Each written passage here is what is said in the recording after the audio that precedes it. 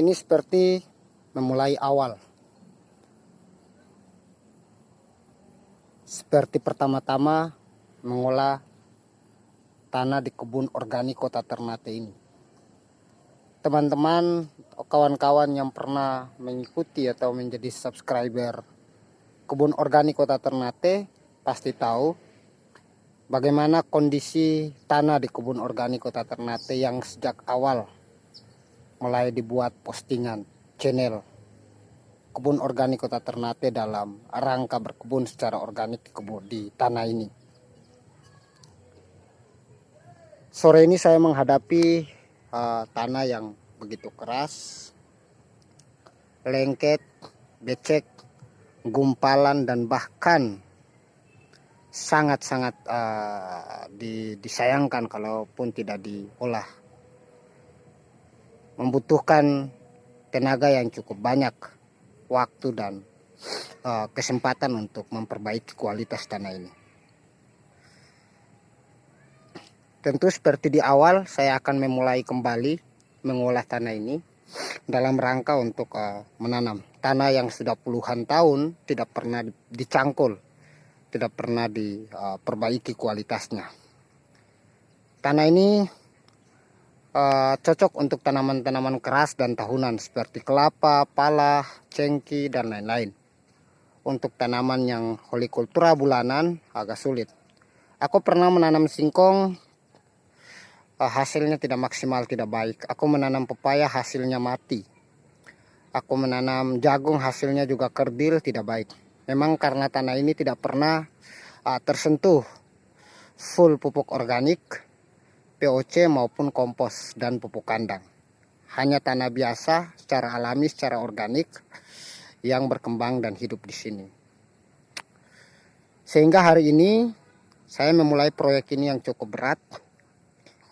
Tanah ini kalau musim panas sulit kita cangkul keras. Kalau musim hujan hasilnya akan seperti ini. Teman-teman bisa lihat sendiri ya. Ini padahal sudah kenal air 1 hari full. Kena air hujan, tapi dia masih tetap lengket dan keras kalau untuk digemburkan dengan cangkul ataupun dengan tangan. Kalau kita gemburkan dengan tangan, kita membutuhkan sarung tangan, kita membutuhkan tenaga yang kuat. Selain itu banyak sekali perakaran ya teman-teman, perakaran kelapa ya, banyak sekali yang aku buka. Juga ada kertas-kertas, sampah, plastik, sendal, segala macam yang ada di sini. Pecahan-pecahan kaca jarang ya aku temukan. Jadi sudah 2 hari yang lalu aku olah, aku pacul ya. Aku pacul tanah ini dan aku ingin membuat gulutan bedengan sehingga dalam rangka untuk menanam semangka, ataupun aku coba dulu semangka dan jagung kalaupun bisa ya, kalau tumbuhnya maksimal. Jenisnya sama seperti tanah yang ini ya, yang pernah diolah dan sudah tumbuh dengan maksimal. Seperti tanah ini sama semua jenis tanah di sini. Karena ini di tebing, makanya aku mengupayakan seperti itu. Aku dapat 2, 4, 6 gulutan.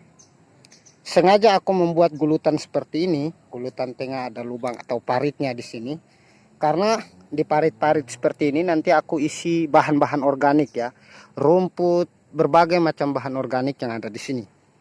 Rumput, hasil-hasil panenan kacang, segala macam yang sudah tidak dimakan, digunakan, aku akan tampung di sini. Nanti lama-lama kita akan tutup dengan tanah dan biarlah dia menjadi makanan tanah, makanan mikroorganisme rerumputan itu. Makanya sengaja aku buat parit seperti ini. Nah, di sini juga ada singkong yang kemarin sempat aku pacul tanah ini. Aku banyak dapat, aku menemukan banyak singkong di dalam dan aku biarkan saja. Biar semoga bisa membantu mempercepat peningkatan kualitas tanah. Selain itu, apakah kita membutuhkan banyak kompos, kita membutuhkan banyak pupuk cair. Kalau untuk stok pupuk cair bisa, semakin banyak pupuk cair juga tidak masalah.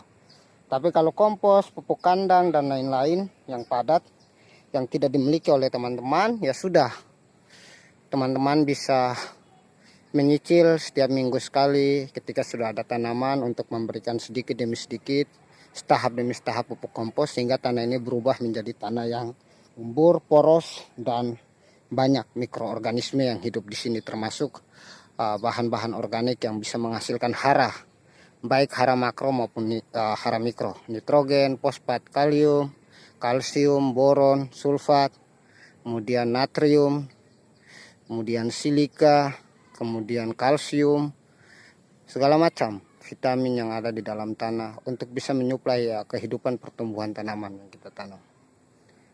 Nah, selain itu memang karena tanah ini keras, awal aku akan memberikan POC dulu, pupuk organik cair dari rumput, batang pisang, bonggol pisang, nasi, dan tape atau singkong ya, yang sudah aku buat.